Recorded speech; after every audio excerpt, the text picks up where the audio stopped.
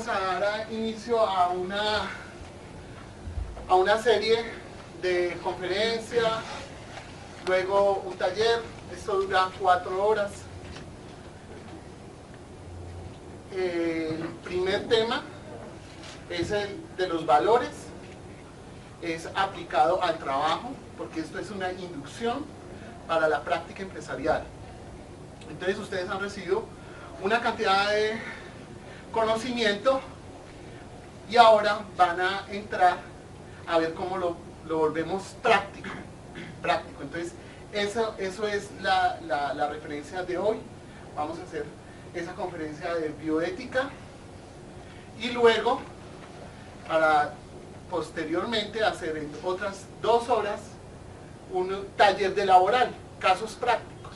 Vamos a conocer lo que es la legislación laboral, la salud ocupacional, el emprendimiento, el contrato de aprendizaje, las prácticas empresariales, qué son las pasantías, todo eso vamos a tener esa información.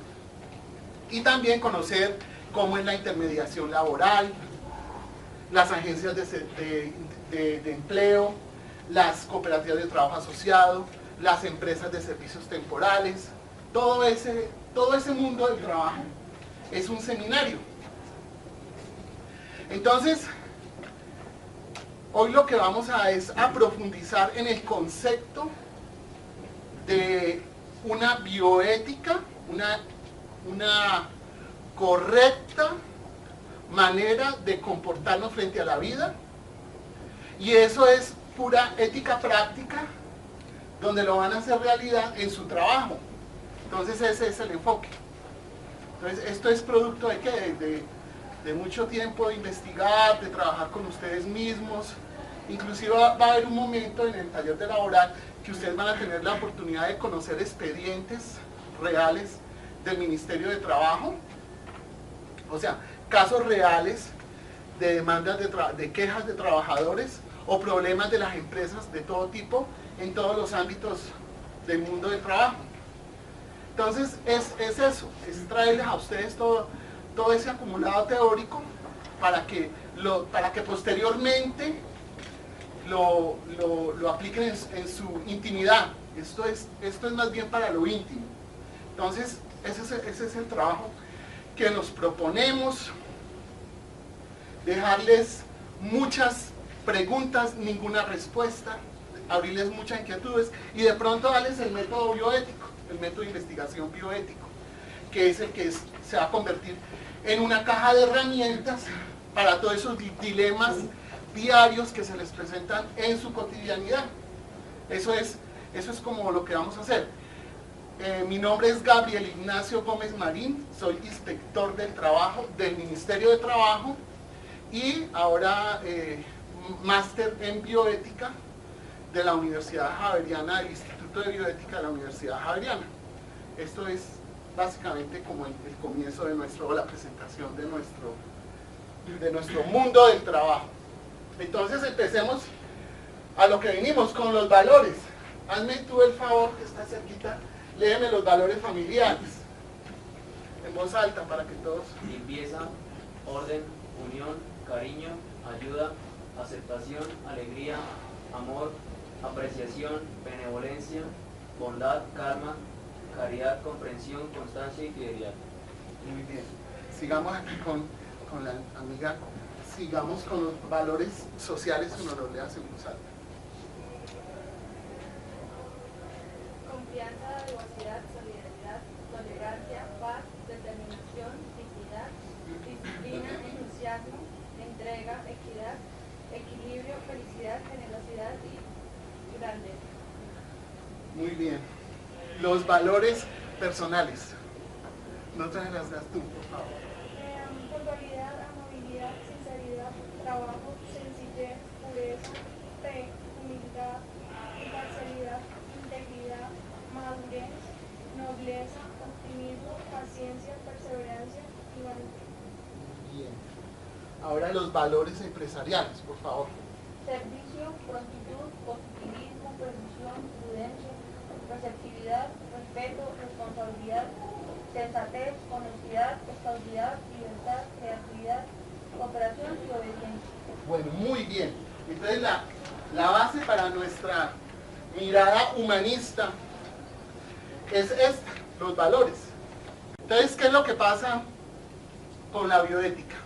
Es una ética civil que enriquece todas las éticas y que aparece a raíz de la necesidad de responsabilizarnos por el futuro de la humanidad, porque en estos momentos, digámoslo así, que hay una crisis planetaria, entonces empiezan a aparecer no solo los derechos humanos, sino estamos hablando de los derechos del agua, derechos del aire, derechos de los animales. Entonces lo que nosotros estamos haciendo es asumir esa responsabilidad y ese temor por el futuro. Y eso tiene que ver con unos conceptos nuevos que tienen que ver con algo que se llama el saber y el poder frente a la ética. Entonces, podríamos resumir lo que esto es el pasado, se llama arqueología, es todo lo que nosotros dejamos como evidencia y se empieza a analizar cómo todos esos saberes, todos esos discursos van desarrollando, digámoslo así, como un sistema de poder. Y ese sistema de poder llega al presente, que es la genealogía, que se convierte en prácticas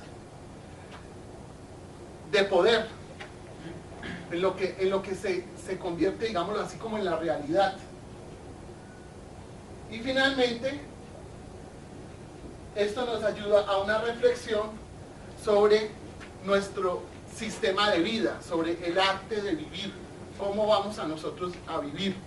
Entonces es como encontrar alternativas a todos unos discursos que han cancelado a lo largo del tiempo el conocimiento y que lo que hacen es volver a las personas, digámoslo así, como instrumentalizadas. Entonces la propuesta, la bioética, propone eso, que nosotros empecemos a reflexionar sobre nuestra forma de vida, sobre nuestra intimidad y cómo nosotros podemos cuidarnos de sí. O sea, esto no es lo legal, esto es más bien la filosofía, el sentido que le vamos a dar a nuestras vidas. Entonces, un nuevo significado de ese saber, de ese poder, basado en un nuevo paradigma que se llama biocéntrico. Entonces venimos de estar encerrados en el ser humano, que se llama antropocentrismo, o encerrados en la tecnología, o encerrados en la política o en el Estado, y entonces proponemos ese biocentrismo, lo que hace resignificar todos los valores que han ido apareciendo a lo largo de la historia. Y del trabajo, porque todo lo que nosotros tenemos y que nos rodea es producto del trabajo humano. Pero hay un dilema y hay una paradoja con el trabajo. ¿Cuál es? Es si el ser humano va a utilizar las máquinas o más bien las máquinas terminan utilizando al ser humano. Mejor dicho, esto es para que ustedes en su realidad no cometan el error de esclavizar otros seres humanos en búsqueda de... Hay una obsesión por la utilidad, entonces diciendo vamos a ser eficientes, entonces terminamos instrumentalizando a los seres humanos. O tampoco, lo contrario, es que los instrumentalicen a ustedes, los esclavicen. Entonces, esa es la pregunta que nos estamos haciendo. ¿Por qué? Porque todos estamos en un mismo barco. O sea, la suerte de uno de nosotros es la suerte de todos. Entonces, empezar a reflexionar en términos de que los seres humanos no somos medios, los seres humanos somos fines. Entonces, no le podemos hacer a nadie lo que a nosotros no nos gusta que nos hagan en nuestra vida. Ese es el pensamiento. No hay un yo, sino un nosotros. Entonces, ¿qué es el yo? La repetición, lo mismo. El padre quiere que su hijo sea igualito a él. Tiene que comportarse como él o a conductarlo como él piensa. Entonces no, ahora estamos en la pluralidad. Lo único que garantiza la vida es la diversidad, la pluralidad. Entonces esa es la diferenciación. Pensar en esos términos. Entonces, muchachos, estos simplemente son bases de todo un sistema de información y de pensamiento. Ustedes pueden consultarlo en internet, está ahí, la bioética del trabajo, y están desarrollados todos estos temas. Hoy de pronto podremos trabajar la fundamentación de la bioética. ¿Qué es la bioética? ¿Por qué la bioética? Hoy de pronto que interioricemos esos conceptos hemos ganado mucho. Pero también esto tiene que ver con la tecnociencia, con la legislación laboral, con la política pública, con la humanización del trabajo y con este componente que es muy importante, y es que ustedes van a ser en el futuro multiplicadores de esta información. Entonces, esto es una formación para unos formadores, porque ese es, digámoslo así, como el compromiso que nos queda a nosotros de abrir nuevos campos de sensación, de pensamiento, de reflexión. ¿Sigue? Entonces, humanización del trabajo. ¿Qué pasa en Bogotá, por ejemplo, a nivel de empleo? Hay 1.570.000 informales. O sea, estamos hablando de que de 100 trabajadores en Colombia, solo hasta el 35% está cotizando a pensión, salud, está en el mundo de la formalidad. El otro está, digámoslo así, que en una situación de inequidad, de desventaja. Y en esa situación de inequidad, donde los colombianos tenemos una gran vocación de servicio, hay un vacío ético, porque no nos dejan a nosotros entrar a ese mercado laboral. ¿Y quiénes son los más afectados para ingresar al mercado de laboral? ¿Cuál es la población vulnerable más afectada? Ustedes, los recién egresados, les cuesta mucho trabajo insertarse profesionalmente al mercado de trabajo por estos problemas sociales. Entonces debemos pensar en cómo nos humanizamos en el trabajo. ¿Por qué, mire, increíblemente en pleno año 2012, con toda la tecnociencia que hay, por qué hay casi 2 millones de adolescentes y de niños trabajando? Y crece esa cifra, va creciendo. ¿Qué pasa ahí? No es un solo problema económico. No es solo el problema económico. Es un problema también cultural, de mentalidad, de estamos en unos pseudo necesidades, creamos unas necesidades. Entonces el padre tiene culturalmente arraigado que como a él le tocó trabajar, que tiene que ver a su hijo trabajar.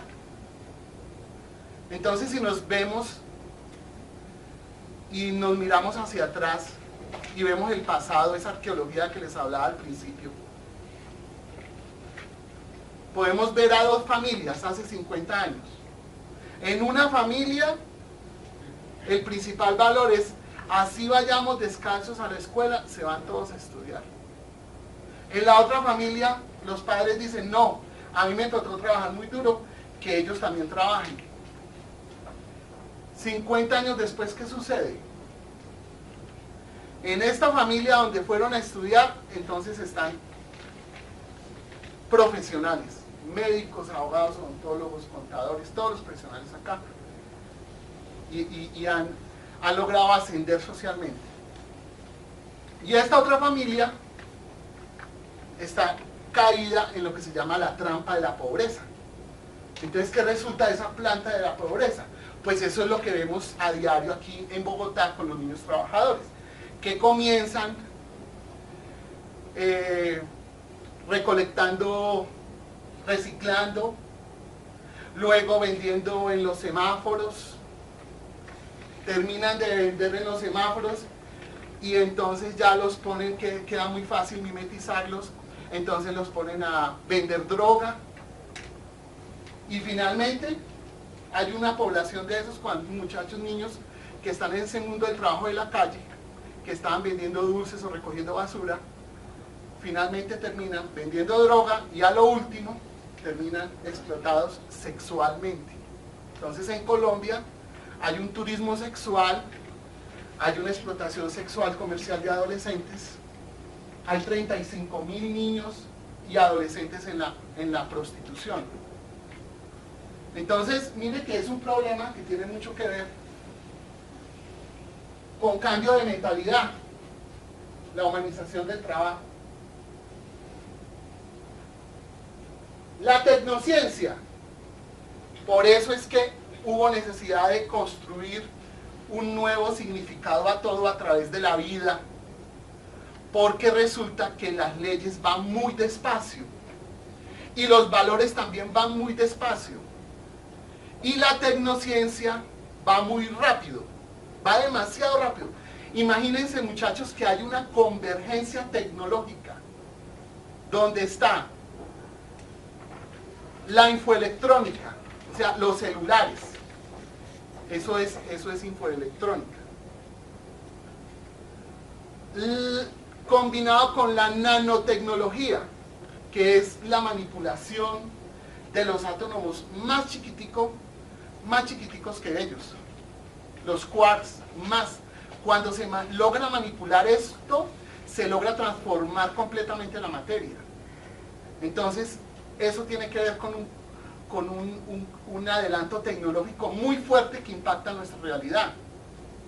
¿O quién de ustedes no se ha devuelto de la casa cuando le queda el celular? Todos. Entonces, se combina esta nanotecnología infoelectrónica, se combina con la genética, seres de diseño, seres que se pueden fabricar,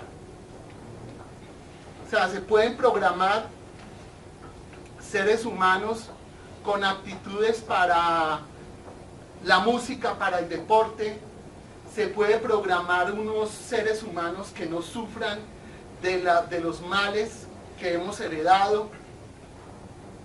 Se puede pedir que tenga un tipo de color de ojos, de color de piel. ¿Y eso cómo se llama? Esa purificación que van transformando la raza, ¿eso cómo se llama? Eso se llama eugenesia.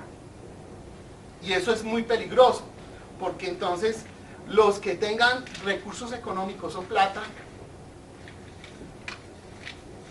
podrán tener acceso a esto, pero los que no, entonces va a haber un problema grave ahí. Y todavía no han podido detener todos esos avances en la genética. ¿Y la genética qué también afecta? La alimentación. Hay vegetales modificados genéticamente y eso tiene consecuencias.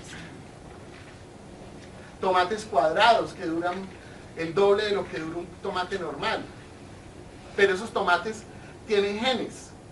Para que duren le ponen genes de salmón y hay personas que consumen esos tomates y les da alergia, pero no es alérgico al tomate directamente, sino al salmón. Entonces,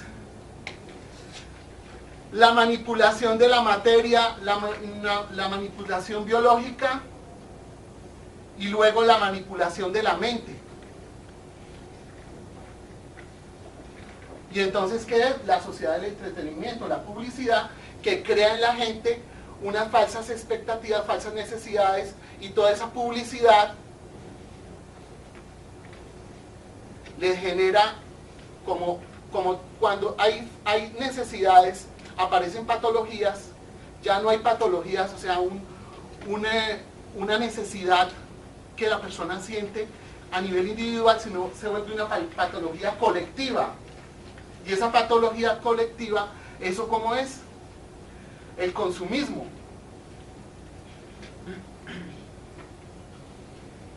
Entonces, hay una posibilidad que todos estos cambios tecnocientíficos nos mejoren nuestra economía global, mejoren las condiciones de vida, o también la otra posibilidad es que terminemos instrumentalizados. Entonces esa es la reflexión. La reflexión es no dejar en manos de los científicos el conocimiento, porque pueden pasar cosas muy graves. Ya han sucedido cuestiones gravísimas. Por ejemplo, la física con la bomba atómica. O también la medicina. Los médicos nazis. Ahí fue cuando nació la Declaración Universal de Derechos Humanos, porque ellos se dedicaron a eliminar todo lo que no esté de acuerdo a su ideología totalitaria. Entonces ese totalitarismo generó que tenían que eliminar a los homosexuales, a los judíos, a los gitanos, todo lo que estuviera en contra de su ideología, y creó esos campos de concentración y murieron exterminados 4 millones de seres humanos. Entonces, ¿qué hicieron con esos médicos nazis? El juicio de Nuremberg, y lo llevaron a la horca. Y la humanidad se prometió nunca más permitir, por eso son los derechos humanos, que se viole la dignidad humana. Y este es el problema, la dignidad humana. Es algo que tenemos intrínsecamente todos. Entonces miren, muchachos, que este mundo de la bioética para el trabajo es muy interesante, tiene muchos temas, y es un tema además que ustedes tienen cotidiano, y yo simplemente les doy como esa traducción del lenguaje, porque la bioética es la vida misma. La ética no es por allá en los libros o en las universidades, en las clases, no. La ética es práctica, es el ejemplo, porque diariamente estamos sometidos a dilemas morales.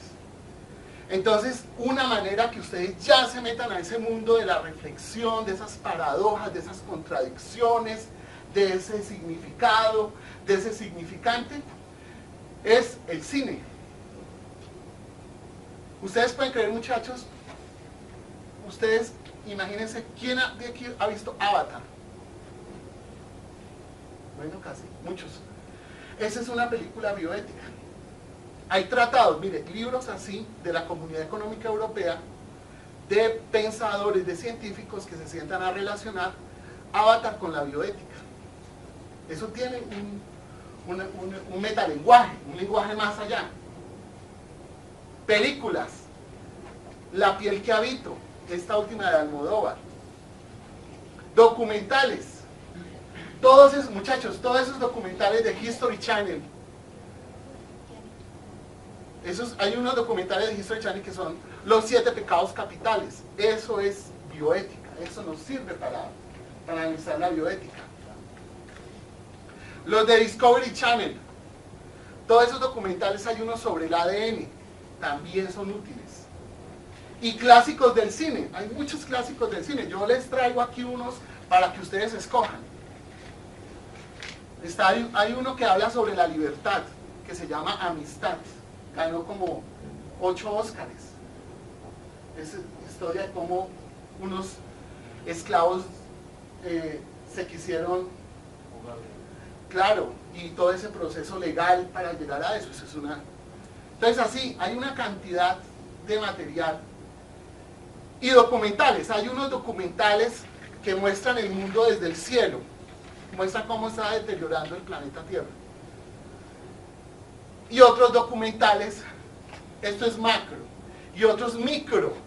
Micro entonces muestran los insectos ahí con unas cámaras muy poderosas, unos lentes muy poderosos, muestran cómo los insectos evolucionan, cómo viven, cómo se organizan. O sea, están explicándonos que el planeta Tierra también es inteligente, que el ser humano no es el único inteligente, y que por eso nosotros tenemos que empezar a dignificar el planeta Tierra, a los animales, los derechos de los animales, la dignidad de los animales. Entonces, miren así, hay una cantidad de documentales, de una cantidad de películas. Pues ahora yo les voy a dejar a ustedes para que escojan y vemos una. O sea, termino yo esta explicación y terminamos con este documental. Hay un documental hermoso sobre la historia de Palenque, cómo se llegó a la identidad colombiana, cómo un ser humano que vino del África quiso sacudirse de todo eso y se encerró y se fue a una selva y allí creó su propia aldea, y en ese momento existe Palenque y tiene su propio idioma. Ese documental se los tengo también. Entonces, ahora si quieres sometemos a votación y escogemos qué material vamos a ver. Bueno, muchachos, entonces, cambiar la forma de pensamiento, definitivamente.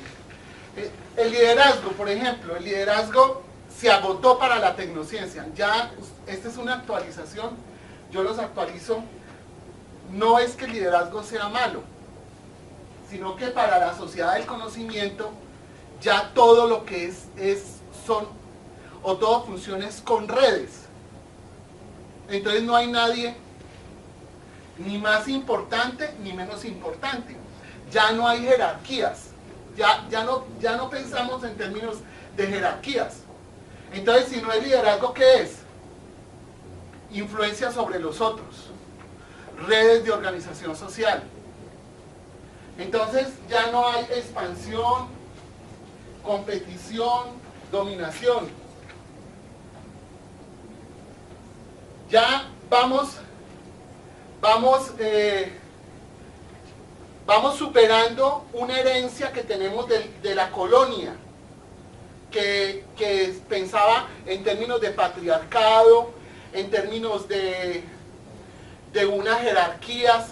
Ya no más, eso ya se agotó, y entonces estamos hablando de que hay integración con el paradigma de la conservación, la cooperación, la calidad, la asociación. Entonces, los seres humanos, ¿cómo nos vemos? Los seres humanos no somos la vida, somos una mera hebra en la trama de la vida.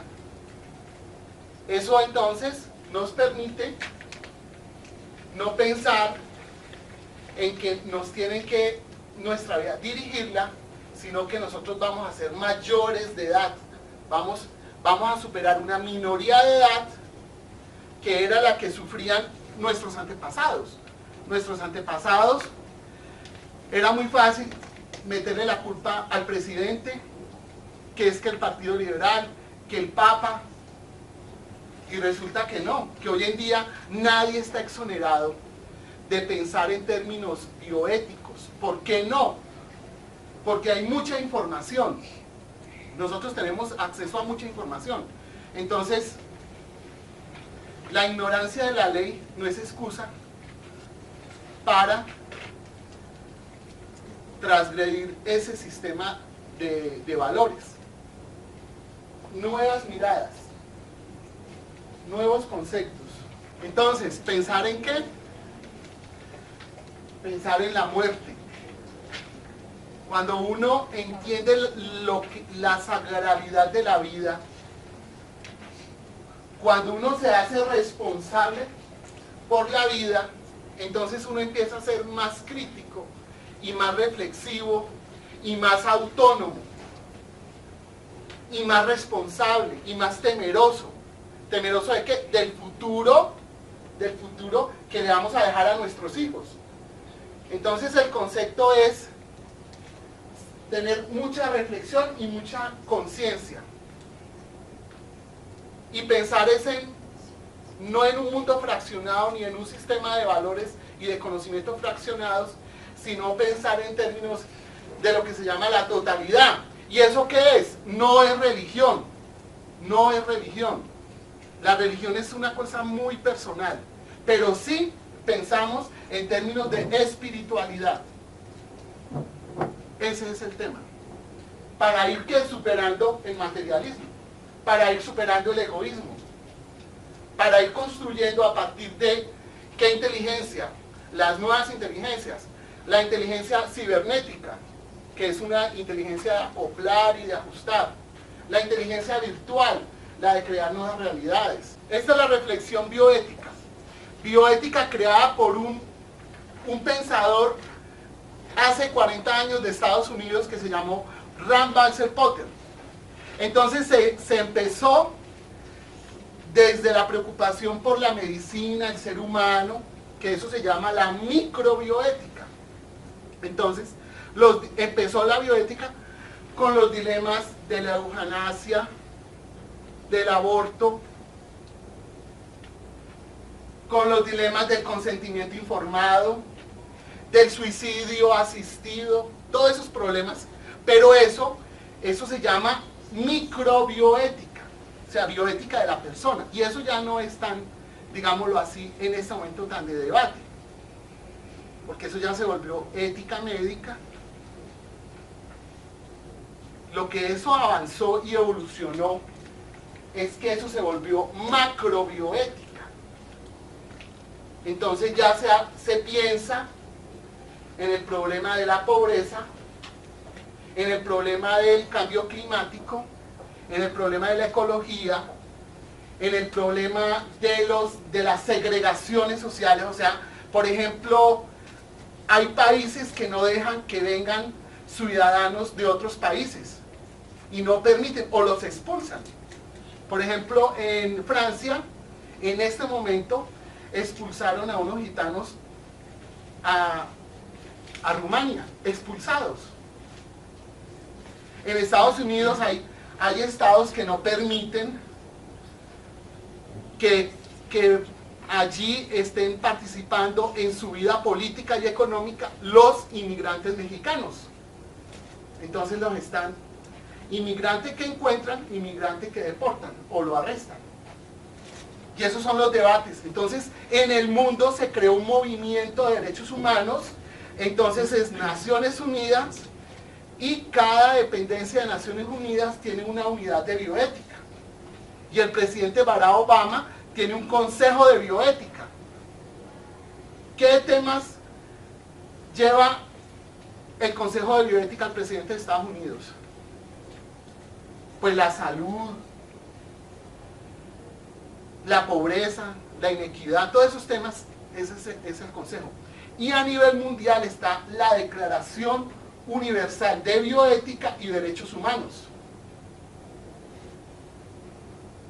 La Organización Panamericana de la Salud tiene una unidad de bioética.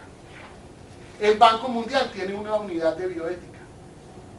El presidente Santos tiene un consejo de bioética. ¿Quiénes están en el consejo de bioética del presidente Santos? Los representantes de la sociedad civil, los representantes de los científicos, los representantes de los pueblos indígenas. Entonces sí se dan cuenta que es un tema que se llama biopolítica, biopoder. Porque la crisis fue que a los seres humanos anteriormente se les controlaba el cuerpo, se les domesticaba a través de los manicomios, a través de las cárceles, a través de los ejércitos, se domesticaba el cuerpo humano. Y eso fue evolucionando y ya no se controló solamente esos cuerpos humanos a través del castigo, los grilletes y las cárceles, sino que ahora el capitalismo los transforma en seres humanos para la productividad. Entonces son cuerpos dóciles y domesticados, y la educación se utiliza es para adiestrar a los seres humanos. Es una alienación que existe en estos momentos, porque hay un capitalismo global. Entonces, ¿para qué es la salud ocupacional, muchachos? ¿Para qué es la salud ocupacional? Para garantizar la productividad de las empresas, no es para que los seres humanos o los trabajadores sean felices. Es para vigilar y controlar que esas personas sean productivas y estables y garanticen la plusvalía. Y así funcionan todos los discursos de saber poder. Entonces son ideas que les estoy dando, pero que ustedes pueden seguirlas investigando. Y ya pasamos a ver la película o el documental que ustedes quieran ver. 7 pecados capitales existen en cada uno de nosotros.